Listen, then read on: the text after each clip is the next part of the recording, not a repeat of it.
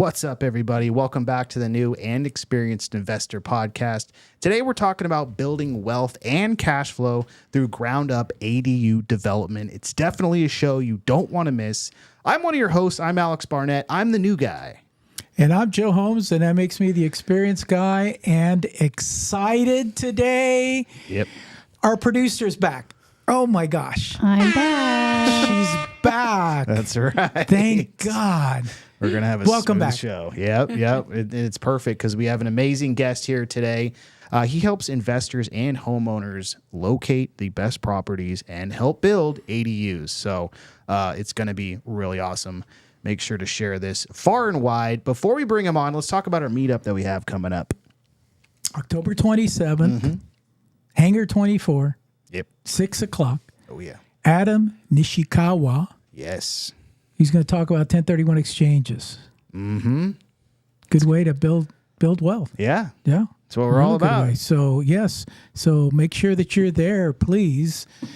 Like every month. And is it going to rain? No. No. It's going to be about 80 degrees. Okay. You're my weather man. Calling it right now. We're going to be there this month and next month. But we are moving indoors in December, just like in case. Yeah. A new location, and it's already posted. We're going to Knollwoods in Irvine, right off of Sand Canyon. Yep. If you've never been there, it's a different place. Let's just call it that. A different place. So we're gonna try it out. They have plenty of room for us. We've already been there. We've actually eaten the food as well, and Yeah. it wasn't bad. Wasn't bad. It was pretty good. Yep. They have beer. So, yeah. So, December, then that's my prediction month. And we're actually going to go over what I predicted last year as well to see if any of it came true. Yeah. I'm kind of worried because We got I like said the 60 interest days. rates would be down to 5. And like, I heard today somebody getting a loan at 5.8. 8. Yeah. 5.8. Yeah. That may. Should I call it a win? Huh? I guess. I mean, It's in the fives, it's in right? the fives. Yeah. Somebody's It's in getting the it. fives. Yeah. I mean, if you buy down your rate, you can get, into the fives, but Yeah. Okay. we'll see Well, what happens. We'll see. We'll see. But I've, yeah. I've got 2 months. It's always a fun one. I'm pulling for the 5. Pulling for the fives. Yeah. I always like to remind you guys this is live, so please jump in the chat and make sure to share this with any new or experienced investor in your life. Okay, we're not messing around anymore. Let's go ahead and bring our amazing guest in. We have the Brazilian builder, Rafael Pozas. How you doing? Good. How are you? Good, brother. Right on. Yeah, I'm stoked to have you. Yeah. Thank you so much for the invitation. Absolutely. Let's jump right into it. For those of the audience that don't know you, give a quick bio. What got you into real estate? Family. My father started a development business in south of Brazil. I'm a second generation builder. Started visiting job sites with 10-year-old and continue the family business. Did a couple of years. And then that's how I end up getting involved and doing the real estate development. That's amazing. And so you come here and do you just go right into development, or how does that process work? I learned a sentence in English that old dogs never learn new tricks. So when we got here with my wife and my kids, I only know how to do real estate and the real estate development. So I have to start with that. I research the market. I need to check what was going wrong around here. Mm-hmm. And then for the first time I saw this shortage of housing, prices super high for, wow, what is this? And I started getting to know the reasons for that, and that I got the first contact with the ADUs. Yeah. Because in real estate, the most important resource is the land, right? And the long story short, California was as a rich state, and with a lot of wealthy cycles gold rush, war, all the military equipment, aerial industry, movies, tech, all these cycles. It's a rich state. And as a rich state, it was developed with a lot of single-family zones and not so many multi-family zones, big ranches. And a lot of people start coming to the state to have a better more opportunities, better life. So there's still more people coming to California that live in the state. And over the years, because there's too many land in the hands of one single homeowner, wasn't enough land to do the big developments. So, and then the prices start to get more expensive, and the homeowners start to build illegal casitas by themselves without permitting. Just to give you an idea, when I first started to research the ADUs, there was 350,000 illegal ADUs in Los Angeles in 2018. So it's important to understand this to project what's coming next, because this is not a legislation that the guys just created to get more money. It was something organically that the homeowners started doing, and then the legislators saw that and create laws to facilitate the process. So, and that's the whole thing started. I think the law started in the end of 2017, and I got here in 2017. So we're a few months later than we first met, Joe.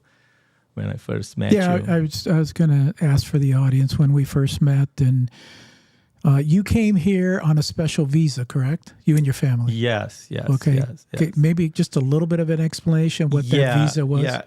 My visa is called O1 visa. It calls extraordinary ability in business. Is for people that achieve special achievements in the field, and also I'm MBA professor. I teach real estate in Brazil for a university, and I also was an advisor for many dissertations for students, and also I judged some real estate contests in Brazil because of the relationship with the university. So that I wrote some books, chapters for books and magazines. So that gave me a special, you're welcome here because you did something good. And so that's how I got my O1 visa, and then I started the whole thing. And we met, and the reason we met was because you wanted to figure out what you wanted to do here, correct? Exactly, yeah. Yeah. And so I gave you some direction, and you decided ADUs was what you were going to do. Yeah. And then after deciding that, you went out and got your contractor's license. I did, and it was challenging because in the business in Brazil, I wasn't the engineer. My father was the engineer. I was more like the business side. I have I graduate in a master business administration, not in engineer. So he was the guy that did. So when I came here without him, I didn't have that expertise. So I had to study to get my license, and it wasn't easy because we have centimeters in Brazil, and we got inches. You can convert in iPhone, but it's different when you give a solution to your client. When you see actual what is a foot is or what is a meter, it takes time to process that, to give with the ideas. Mm-hmm.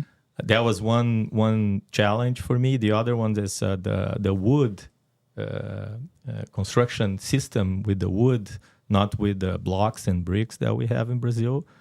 That's something because the wood has a lot more components than the bricks. The bricks is just a size. And the wood, there's small pieces everywhere. So I had to study all that and learn. But it's kind of feel young again to learn all those things. You know, on a side note, at one point, this country was really, really, really being pressured to go to the metric system, centimeters and stuff like that. But we fought it tooth and nail. And we won, obviously. We're still on feet and all that sort of stuff. And now I don't want to change because it took time for me to learn, right? Yeah, now you learn. There's no reason to change now. But I know, I hear you that the conversion could be a little bit difficult, you know. Yeah. But so anyways, tell us what's the secret sauce here? What do you suggest people do to make money? The most important thing is the information, right? Because the state, like I was telling you, basically a lot of urban policies fail with the big developments, and the only one that really worked was the ADU because it comes from an individual. But the problem is basically the state gave the homeowner the task to supply the housing inventory because that's what it's happening. But the homeowners, they don't know how to do it, or the investors. So they're super vulnerable when they're about to build an ADU. They rely on the architect information or the general contractor information or the real estate agent information. So there's a lot of confusion. And the secret sauce for me is to get the information before engage any licensed professional. And it's very hard because normally the professionals, they have the information. So that's my first suggestion. Get the more information they can. And then when they know what they want and information, the crucial information is what I'm going to build in my lot. Because the land, there's a lot of land available in the homeowner's backyard. The land is gold, like I call. But they don't know what to do with their gold, and the most important thing in real estate, the secret of success is the combination of the location with the right product. If you mess with this combination, even with the great location, you're going to ruin your investment. So you have to know exactly what you're going to build, and that's the type of information that the homeowner needs to know. Oh, it's a studio, it's a 2-bedroom attached, it's a 2-bedroom detached, is a 3-bedroom. So those are the questions that they need to know before they engage the professional, because the architect will design whatever you want, but they don't have the developer vision for the development. Same thing with the general contractor. They're going to build, the best general contractor will do the best work, but they don't have the vision for that. I'll give you an example that we're working on a development in Encinitas, trying to get a property there, and we're looking to do different lots. One, and the Encinitas is a good area. It's a coastal neighborhood, high dollars per square foot. But the same lot, one is close to hospitals, high school, the freeway. It's residential, but it's commercial at the same time. It's not fully residential. This is one thing. And the other lot that we look, same city, same dollar per square foot, but it's more residential. There are houses there, not commercial. So you can mess when you build in a commercial area. Probably the best fit will be an investor who wants to cash flow with renters, and then you maximize. You put 3 units on a lot, distribute well, make a nice property. Then you make more of it. You can rent it or you can sell it to an investor. The other side, okay, we're going to have a big lot. Maybe we should split the lot, build 2 houses with ADUs and sell it separate for homeowners just to live it. So that's the sort of thing that when you look at the lot, even in the same city, very close to each other, you have to understand what you're going to put it there. That's my tip. As you're talking about that, I remember back to the first time, we met after you decided to do ADUs. And I know things have changed tremendously since then. It was very difficult. I mean, there was a lot of cities that said, not in my backyard. Yeah. Correct? There's What I mean, how dramatic has the change been? Yeah, I think is still there's a lot of obstacles. This is one of them. There's also some cities they don't want to, there's a conflict between city and state because it's a state law. And for example, the non in my backyard or the cities, they tell us that, hey, we don't want to pink houses in my nice neighborhood. That's their argument to fight against it. And when you have one position, you try to keep your argument, especially nowadays with this yin and yang world that we live. But I think it's all about make them understand that you worry about matching one house with the ADU. You want to make it nicer. You don't want to make things differently. You want to keep the layout of the quality of the neighborhood. You don't want to, because at the end of the day, we are solving a big problem for the homeowner.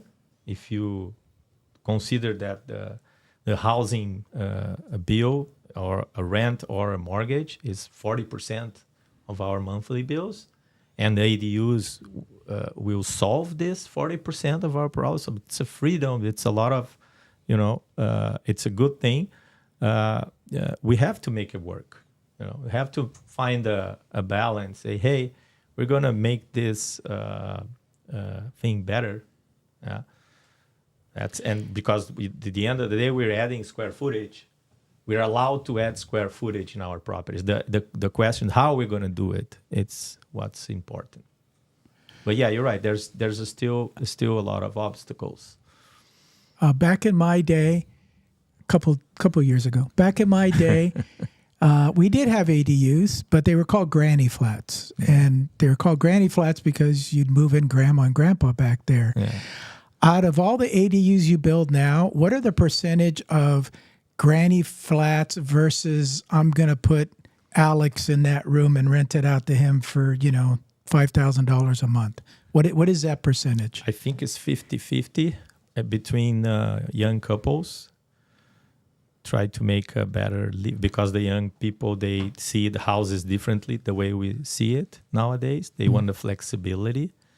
They want to be able to go to another state for a better job if they want. They're not like us. And the other half is the retired residents, older, that they want to have a place for a caregiver to live with them without living with them, or to have a house to have excuse to call the grandchildren to stop by and stay. So I would say half and half. There's a funny story about the granny flat because I was in Newport Beach. We had a network group in the Newport Beach Tennis Center, and I was there, and I'm foreign developer. I want to adapt, so I start calling my ADUs granny flats. Right? That's the name of it. Yeah. And then I was showing that there's this lady, older lady, playing tennis in the super wealthy and nice. And then, what are you doing? She asked me. I was in the table doing design. I said, no, I build ADUs. I design and build ADUs. It's ADUs. What is an ADU? I said, Casita, granny flats. She looked at me and say, don't call granny flats. We're not grannies. No. No, she said that way. Okay. Point taken. Yeah, I know how she feels. I most of our guests call me old, but I know exactly how she feels. Experienced. Yeah, I hear you. Yeah, thank you for that title, experienced. That's better. Yes. Yeah. Well, and like Joe was saying, you decided to kind of jump into this right when the law was coming into play, and this is SB 9. And there's another one that has to do with it? SB 9 came later. Okay. And that's the thing that when you look, the way to look to the future if you look at to the past, because when Joe and I first met, I kind of saw what was going on and what could be happen, but now I know that I was right looking back after all the things that happened, and I sorry if I lost the. Oh no, you're good. I was just kind of making a point, like. This is for homeowners to sort of, they're putting it in the hands of the homeowners to create more housing. But it's always really going to be an investor who takes these laws and sees it as an opportunity, as an investment to kind of push it forward. Then the cities kind of get on board. They see what they like. They see what they don't like. For example, I just saw a reel where I think San Diego, they've been pretty open about accepting, these ADU builds. And I think at one point you were allowed to put 10 on a lot. And now they just kind of brought it back to, I think, 6 on one lot. Yeah. So it's kind of a moving target. Yeah, I got back. Thank you. I was the first law was SB 1069, the ADUs. And the beginning, with all the what was going on, the restrictions, people say, oh, can you sell separately? No. Can you rent both without owner occupancy? No. There was a lot of when it started, and then there's a lot of amendment bills that came. Legislators tried to overcome those obstacles to move forward, and that when SB 9 came, which is the ultimate, I say the ultimate evolution of that, because now you can split the lot in two and put two primaries, one in each, and 2 ADUs. So with a good sized lot, you can make 4 houses in one lot. Right. But the biggest fear of the planners, the city planners, is that the developers will come and buy and do business and without concern about the neighborhood. But I think that this is open a big window of opportunity for investors. It's because the big developers, they're not interested in the ADUs. They can scale. It's so small developments, they're not in their need, they're not in their radar.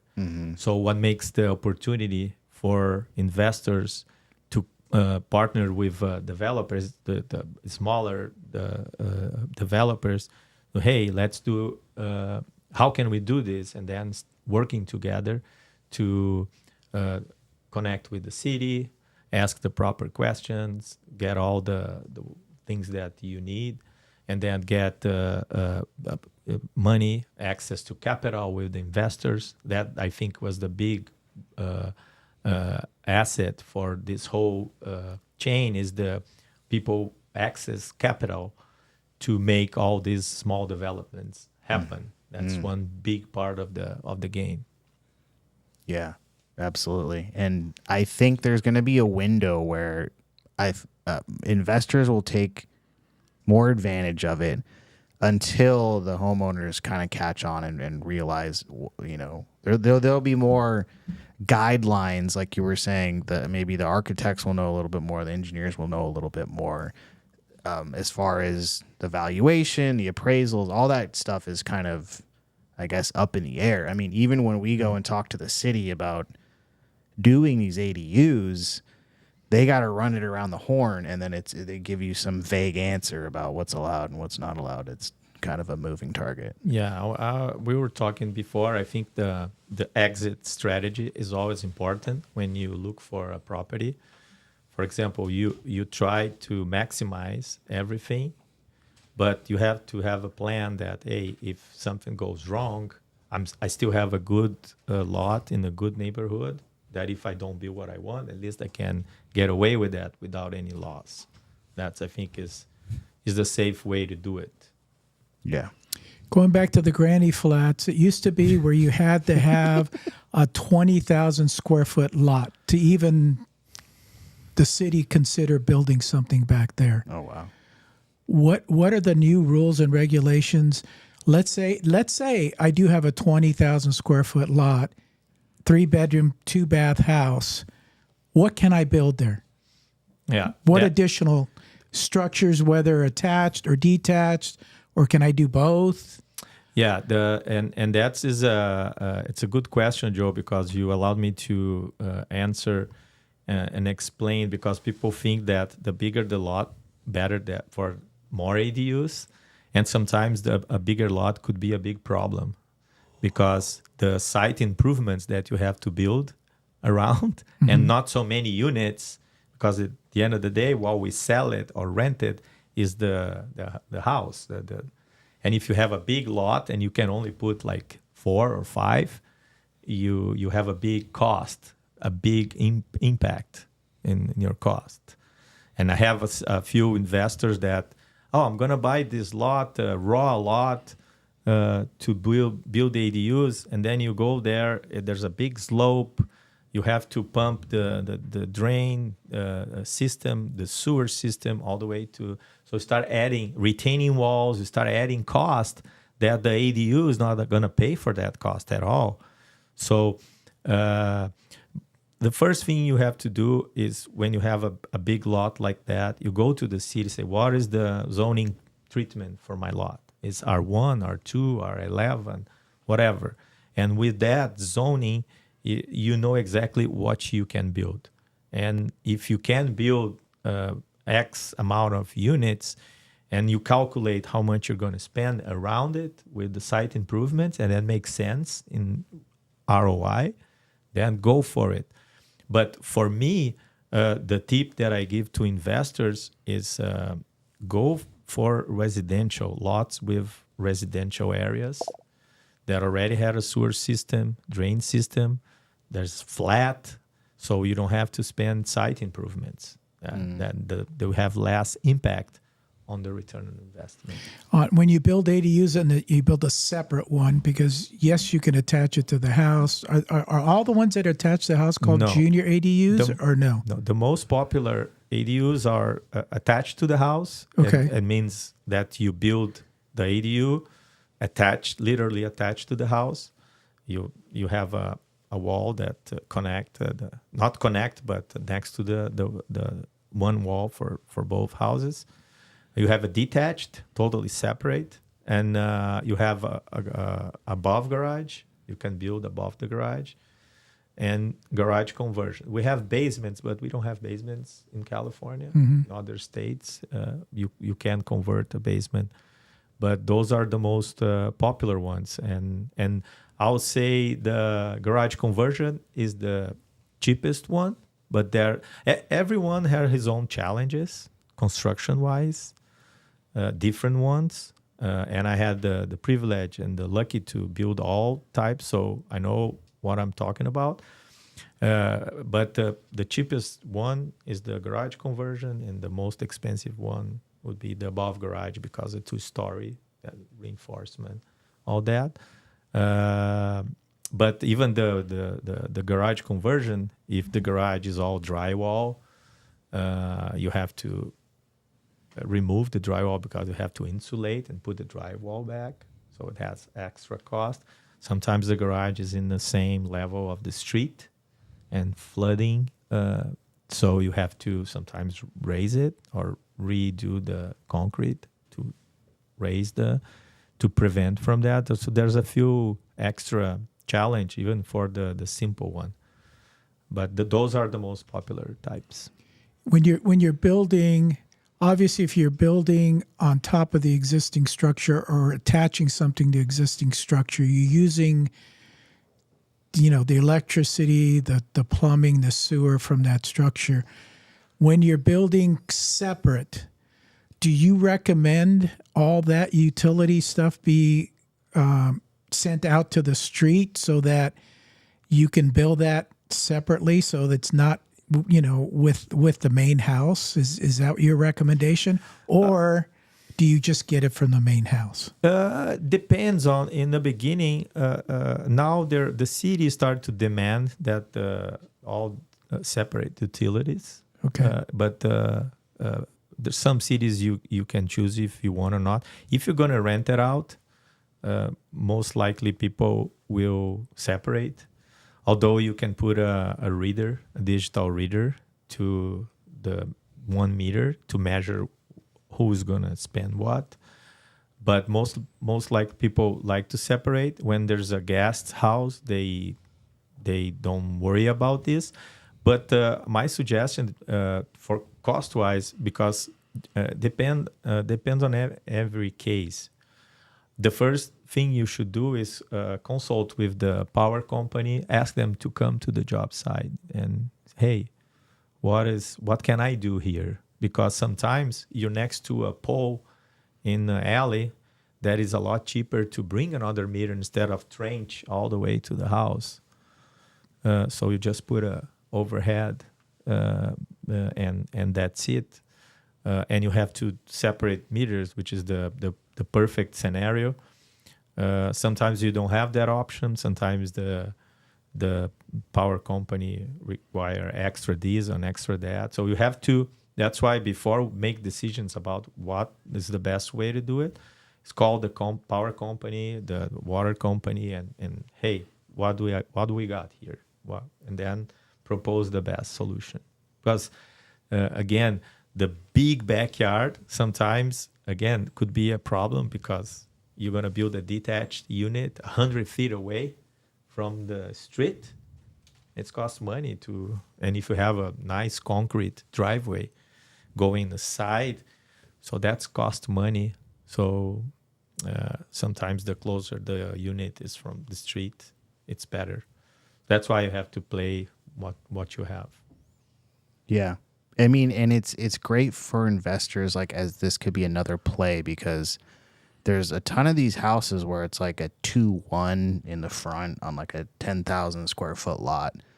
And you're like, what am I going to do with this? You know, maybe fix up the front house, junior ADU detached, depending on what the city will allow. That's 3 units right there. And maybe you could get into it less than a triplex. Yeah. Yeah, and it's pretty much like flippings. Well, the most rewardable thing on flipping is turn an old house into a nice house, right? When oh my gosh, well, look what I did. So beautiful. I think doing a comparison with that is because the problem of housing in California is not only the lack of inventory. The inventory we have is outdated because people in the past, we live in a 700 square feet house with 3 kids, 1 bathroom. I shared the bathroom with my sisters, and we had a big house, but even this. So the inventory we have is not didn't follow what people need nowadays. So sometimes you go there and say, hey, let's convert to what we need nowadays. Right. And make a nicer setup with this. That's I think is the greatest reward that we have, that the investor can have when do those kind of developments. Yeah, no, absolutely. Well, there's that, and then I mean, obviously, it's got to make sense cash flow wise. But I guess another play could be just tear downs too. You know, and some houses are beyond repair. Tear it down, build a new one, and then a couple units. It's a good thing to remind that, because some cities there's a percentage that allows you to tear down. This could be a deal breaker also if you can tear down an old structure in the middle of the lot. So it's something that I'll add to the checklist when you go to a city planner. Say, hey, can I tear down entirely? And, yes, you can. So then you can do what you want. And the benefit of that, I guess, would be there's already utilities there, you know, that there's already utilities at the site, so that you at least know that part. Yeah, when an investor send me a raw lot, oh my gosh, a raw lot, no. Because you can't see much with all the vegetation. Normally, it's a big slope. Yeah. Sometimes on septic. He's like, but it's only $50,000, so it's good. Yeah. But it's all good. But you have to put there on the on the numbers. No, I know, and it's just like when you start listing off everything you do before you even break ground, and all those start adding up, and you're like, okay, well, the lot's actually like $500,000 after you have to do it like that. So a lot of different plays. I mean, we were looking at one. I know we play him on here, Thatch. He's like Thatch Nguyen. Yeah. Mm-hmm. So he's getting big into it, and his strategy is basically you buy like a small property, burr out of it, so then you have the land for free, and then build your 2 ADUs. And that's why it's so popular ADUs, because you option 1, buy $1 million house. Option 2, build a 200K ADU in a backyard. So people start doing more and more. Mm-hmm. I know as the laws have progressed, I know that you have told me that LA has a ready-to-go ADU plan, correct? And I know you're doing that yourself in San Diego, correct? Okay. Yeah. That's one of the. I say finance is a big obstacle. That's why it opens opportunities for investor, for homeowners or developers. And the other one is the permit process. I know people say you can do this, you can do that, but in reality, the permit process is still a big problem, is a big obstacle. I feel that it's going to be better and better with the time, because it's exactly what happened, but it's still a problem. One way to overcome this is because the state create this pre-approved plans program that every city can have it. But I researched a little bit around Orange County and San Diego and Los Angeles, and I think it's just a few here in 34 cities in Orange County. It's not there yet. Mm-hmm. But the idea is to pre-approve. You send a set of plans, a package, and they review the whole thing. And all you have to do when you build the ADU is connect what is already pre-approved with the site. That work still needs to be done to the site, due diligence and connect the utilities. So that's one of the things that it's happening, and we're doing. We start doing in San Diego County, like you said. And I think that will be, but even and that's another tip that I give to investors and homeowners, if they want to build the ADUs, when we go to the city to check what they can do or cannot, to ask if they have a pre-approved program. And because instead of hire and start architects start from scratch, they can check what they have available and shortage, speed up the process. And that's one thing that we do for our clients. Even though we have our own plans, we do our own plans, we don't want to do obstacles for that. So we review existing pre-approved plans in order to get it going. They don't have to do with us, so just do it what we have. So it's more like pressing the easy button then. Yeah. Okay. Yeah. And that saves money, obviously. Hope so. Yeah.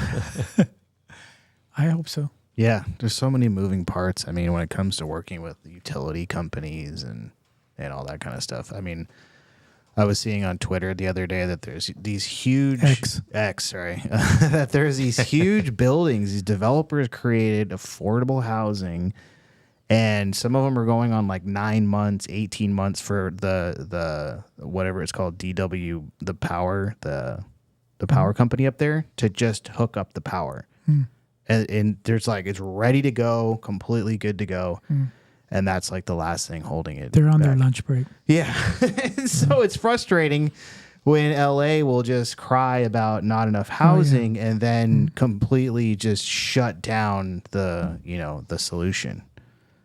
Yeah. And I think that one makes the homeowners scared to move forward sometimes, because not the lack of knowledge, but they hear all those things, and that it discourages them to move forward. Yeah. And California is notorious for it. I mean, it's probably one of the worst states for developing as far as like permits, utilities. Yeah, and but I'm an optimist guy, Yeah, that's good. and I see always the half full of Oh, the cup. yeah. And by doing this for a few years, I think we got knowledge enough to, play the game and help the home, because again, at the end of the day, we need more housing. We need to make it happen. Oh, yeah.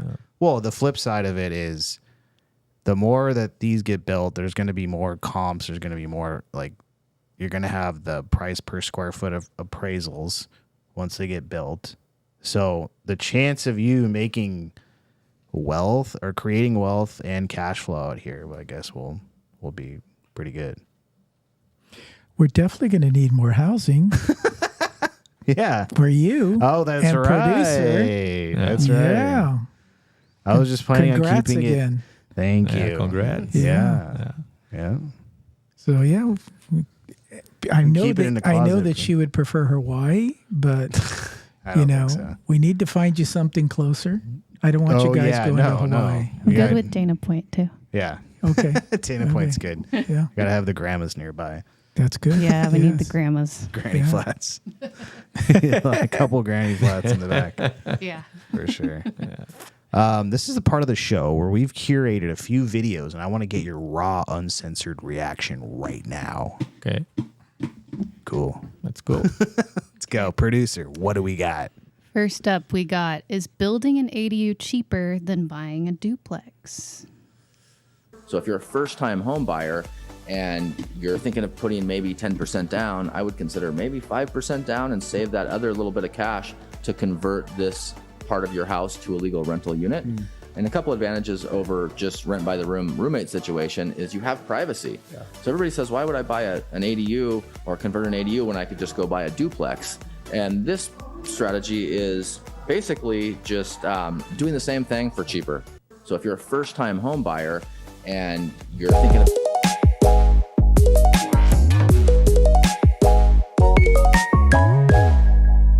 your house to a legal rental unit, and a couple advantages. Okay. Sorry. She's back. I'm back. You have to go computer first, hit computer, and then you can do the close. Okay. Oh, hasn't been here. Thoughts on that? Is it cheaper than buying a duplex? The first thing that came to my mind when I was watching is that I think it's not about how much it is about how much stomach you have to do the investment. Like sometimes you don't have any experience, you feel safer doing the duplex. Do the duplex. That's nice. That's an opportunity. But if you're willing to create something from scratch, the new house that you're gonna make it nice, I would say go do ADU. Of course, that I love to build those houses. Yeah. But I don't want to say that is this or that. It could be both. Why not? Could be both. I mean, I think from that standpoint, it's like, it's just a numbers thing, really. I mean, if you're gonna, I mean, if you get a duplex, finish. Well, I was gonna say you get a duplex. I mean, in San Clemente, a duplex is 1.5 mil. I saw one for 1.5 mil. Oh, you're shopping, huh? You should have bought it. Yeah. So, I mean, can you beat that with just buying a single family home and then putting an ADU on there? Can you beat that? I don't know. Yeah, Maybe. It depends on. It's hard to say that. Depends on the duplex you have. Depends on the deal you have. Mm-hmm. Yeah. Let me give you the experience Okay. outlook. I like what he said about privacy. Right.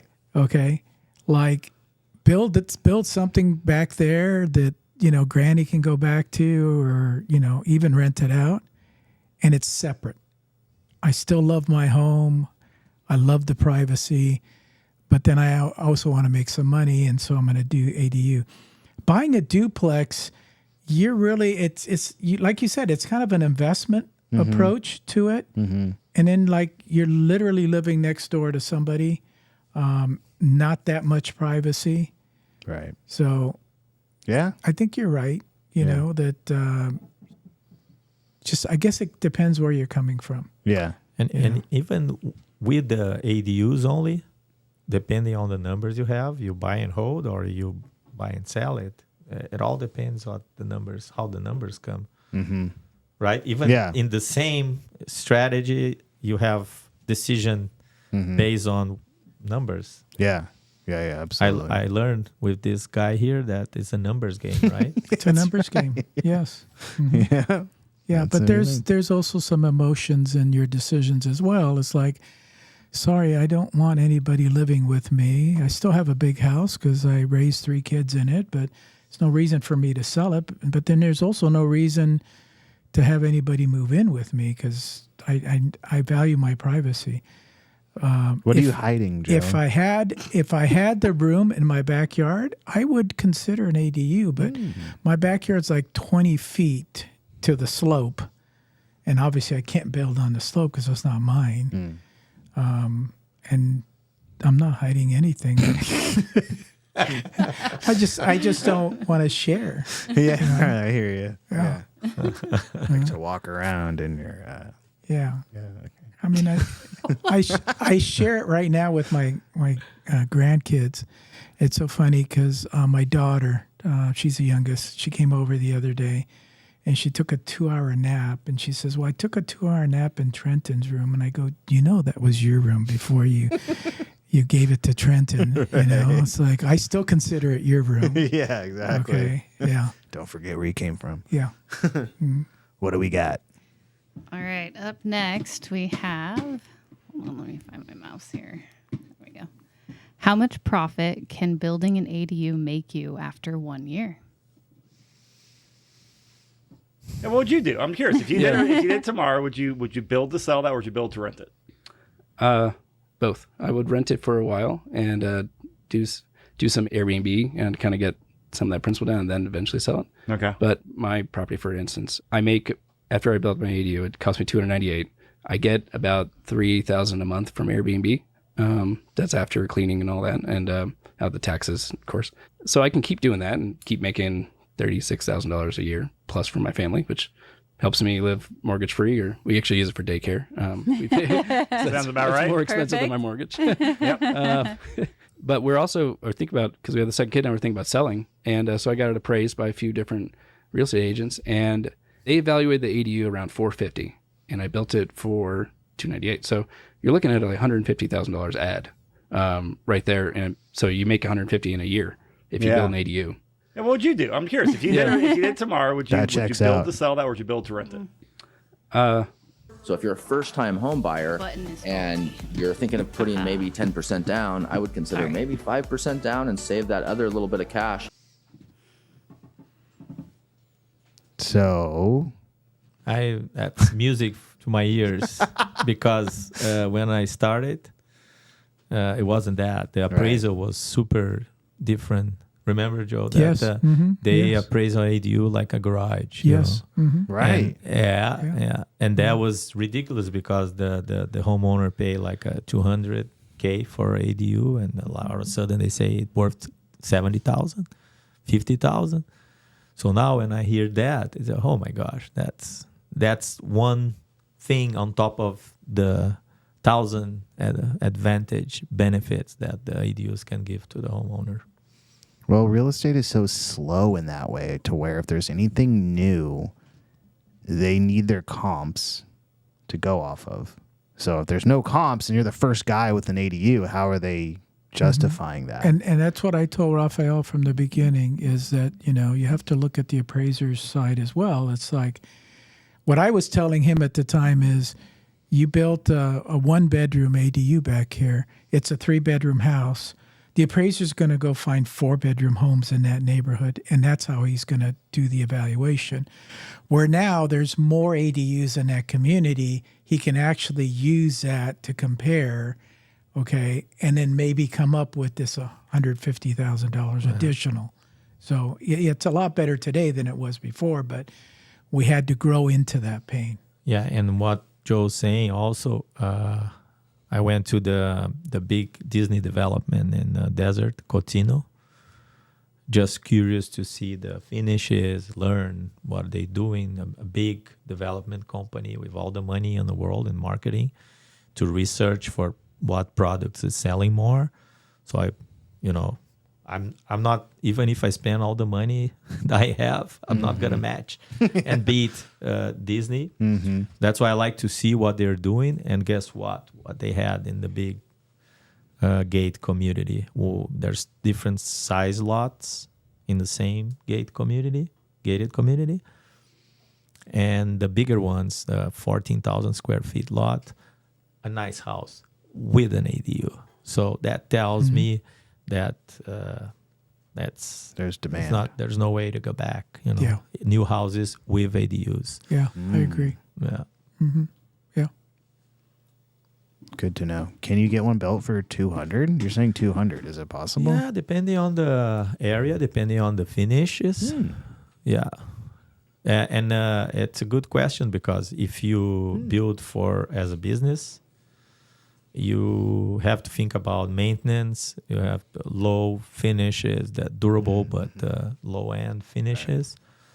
And then depending on the size, there is something that you can do it. But for you, he's got a family and friends price. Oh, It's $250. Buy one, get one free. that's right. It's 250. Yeah, Okay. it's $250. Family and friends, because those are the most difficult Rebate. to work There's a with. rebate. That's true. Yeah. That's true. It's worth that ache. Yeah. Or you can do that. You can say, you know what, this is worth $250, but I'll give Yeah. it to you for $200. Yeah. Nice. That's fair.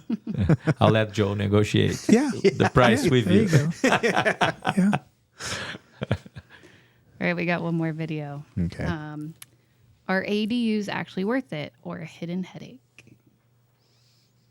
First, I wonder how permitting will play out at the municipal level. Like, true, ADUs are allowable by right, but there's still a permitting process at the town or city level, and I have a feeling that there will be some that will still try to limit ADUs, but also I hope that there's some towns that will try to embrace it.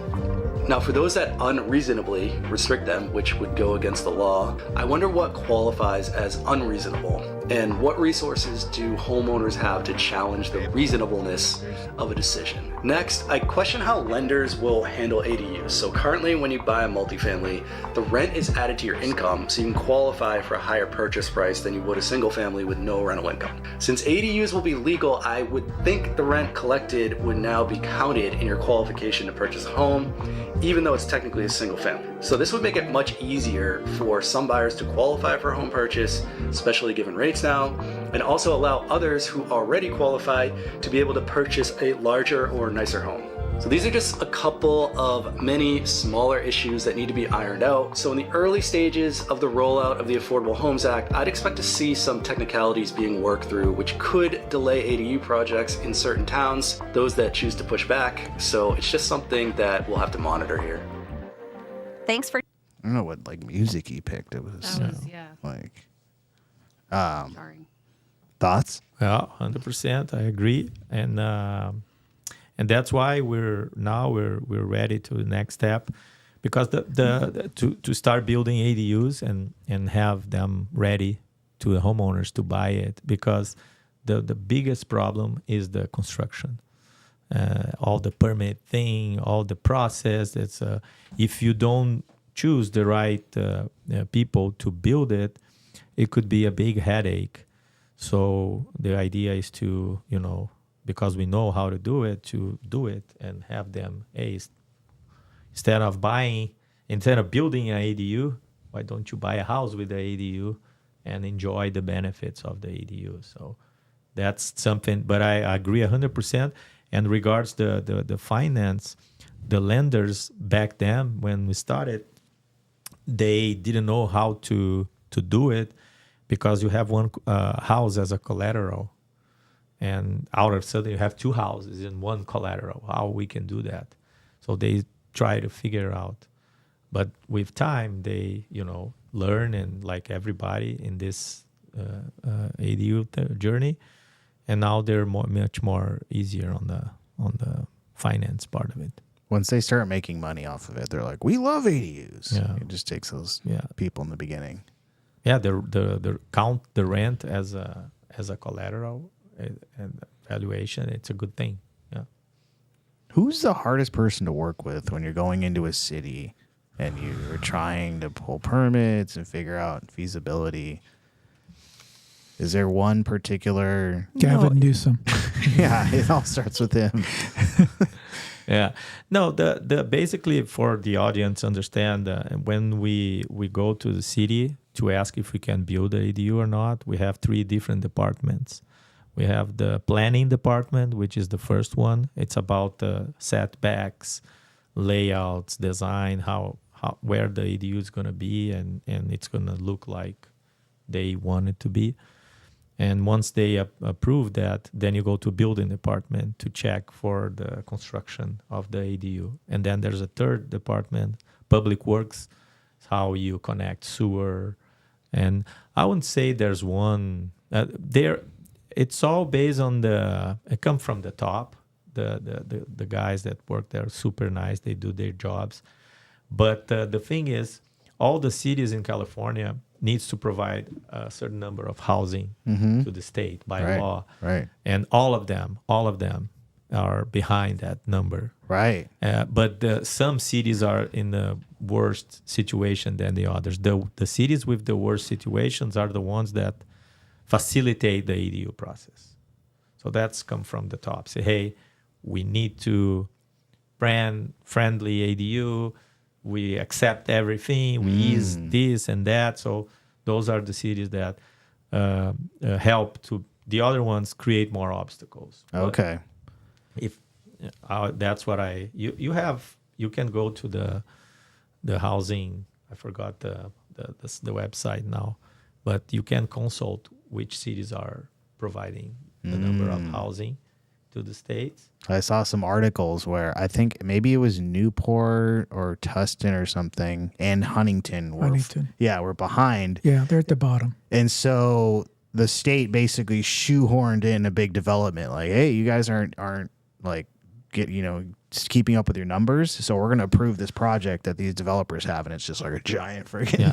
But Huntington, there's one special thing. I built my first ADU in Huntington in 2019. And because of the hotels, the hotels see ADUs as a big threat because of the Airbnbs. There's nothing to do with the homeowners. Yeah. It's something to do with Airbnb and hotels battle or something. So they see ADUs as a potential Airbnb growth. So that's... have to step in eggs. It's kind of what happened in Anaheim too. Right. They started to do the Airbnb stuff, and then Disney says, no more, and they stopped it. So you can't do anything Airbnb in Anaheim for a long time. Wow. Yeah. Yeah. Money talks. Yeah. He does talk. And he said Disney has more money than God. Yeah. Yeah, possibly.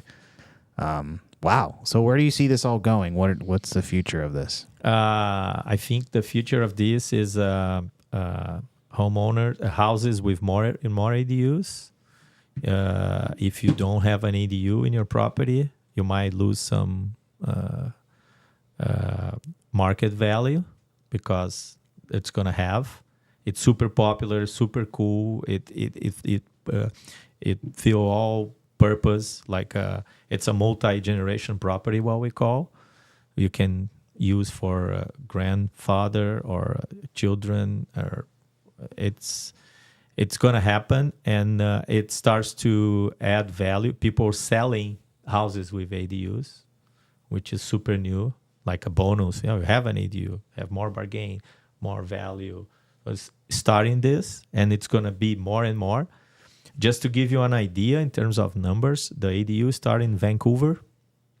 And today, 35% of single-family homes, there's an ADU on it. And here in California, we've barely 1%. Oh. So that gives you the size of the market, the billion-dollar market we have ahead of us. And again, if we project in the future that we're going to have a lot of ADUs, the most important thing is the way you set up your ADU.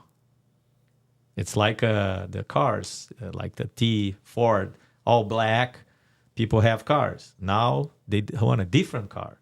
So what matters is, okay, this ADU, it's well set up, the privacy-wise, the way it blends with the property. That's the very important thing, because nowadays people just, I call Frankensteins, and just put a poof, poof, poof, poof. Prefab. Yes, but sometimes not only prefab, like sticky build also. But that's why important to think the property as an ADU as part of the property. Something that an old friend of yours arrive in your house, say, well, you can tell that there's an ADU here. Oh my gosh. You see, that's, I think, is the future. And more investors helping to do that, more and more homeowners willing to do it, pay for their bills. I think that is the future. Love it. How can people get a hold of you if they want to work with you? They can email Rafael @plushomegroup.com or Rafael RAFAEL @plushomeadu.com. Perfect. Yeah. Awesome. Cool. That was great, man. Thank you so much for coming on today. Thank you so much, you guys. I love to talk to. I like the dynamic, like the vibe, and Right on. It's my favorite subject. Yeah. Master. Thank you for coming. Appreciate it. Yep. Yeah, and you didn't call me old the entire time, so I'm grateful. Yeah. Yeah, I that's one thing that I wrote in my mirror yeah, today. Don't call yeah. Joe Don't old. call Joe old. Call me experienced, but not old. That's right. Yeah. Do we have any people? Oh, yeah. What am You I doing? forgot. Sorry. We have a couple in the chat. We got Liz asking, what got you inspired to start building ADUs in the first place? The first thing was that I saw this big problem because there's a necessity of housing. And I think coming from outside the States, it would be something that I could help. I could add to what already is what's going on here. Also, as a real estate developer, I learned with my father how to design houses. We used to have millimeter paper, and the furniture was part of this millimeter paper. We put the Inches. in inches. Yeah, In inches. yeah. Sorry, Not inches. millimeters, Yeah. inches. So I love to design this is small. I'd love to create small space. Make more out of it. That's the best part of my work is when I'm designing the house for that space. And then after a few months, you have your thoughts, your ideas into reality. That's why. Thank you. Nice. Great. We got one more. Stephanie asks, do you think buyers are reluctant to cohabitate? Is the general population too independent or private? When I think the ADU is a success because the people used to cohabitate. It's a cultural thing here. I remember when I started, I visited a property in Santa Ana. There's 5 bedrooms in a Sunday morning with 5 different people living on it, sharing the kitchen. That's kind of a roommate culture we have here in America. I think the ADUs is, I heard a student, I participated in a podcast with the students. They call ADUs prime accommodations, because instead of sharing the whole house with a lot of people, you have like only one with a nice house separate. So I think this co-living is also something that will come with the ADUs, and they're perfectly made to each other. Better accommodations for cohabitants. That's what I think. Plus cash flow. Yeah. No, and it's Alex. The homeowner is the end user. If the homeowner is happy, And that makes sense for the investors. Otherwise, Yeah. right? So, and I can see over the years, my clients, the homeowners, they're totally happy and they making money out of it. So it makes sense, you know. Love that. I actually have somebody living with me right now, and I'm getting ready to kick her out. She was snoring last night in her cage, and if she keeps it up, she's out. Yeah. Okay. I doubt that. I'll give you idea that property with the slope you have, Yeah. you can build on the bottom And of the push slope. her, and push her out, and push her over. Yeah. Yeah, right. You would never. Yeah. You Yeah. would never. I know. You wouldn't even let her sleep outside. You'd be like, I think she's cold right now. Oh, And she let gets her back in. She gets wrapped up in her cage and stuff. She's very warm in there, but she's the type of dog that snores. Yeah. Yeah. Yeah. And it's like wakes me up in the middle of the night. It's like, oh my God. And of course, she's literally sleeping right outside her bedroom because when we first got her, she was downstairs. Oh. And then she'd bark because she was lonely. Yeah. So we had to bring her upstairs. So that's how spoiled my dog is. Yep. It's funny you say that our pre-approved model, there's a room that is we call flex room. I also got the idea from the guys in the desert. Yeah. The flex room that Yeah. you can do whatever you want with that Okay. room. Yeah. One of the options is a pet spa. Okay. Yeah. Yeah, I've got 4 flex rooms in my house, but she wants nothing to do with them. She wants to be in the right bed. there, Of course, right? next to us. Yeah, You know how you fix it, right? yeah, I do. You let her out of the cage. Let her sleep on the bed. Let her Oh sleep no, on the bed. that's even worse. That's worse because like I can't move around. She's a small dog. I don't want to push her off the bed. Yeah. So she's in her cage, but she's definitely snoring. Not a good thing. Well, thank you again. Appreciate it. That was all of them, right? That was it. Yeah. Okay. Thank you guys so much. Yeah. We'll be Thank back you. here next week. And then we have our meetup on Monday. So we'll see you there. Meet up on Monday. Monday.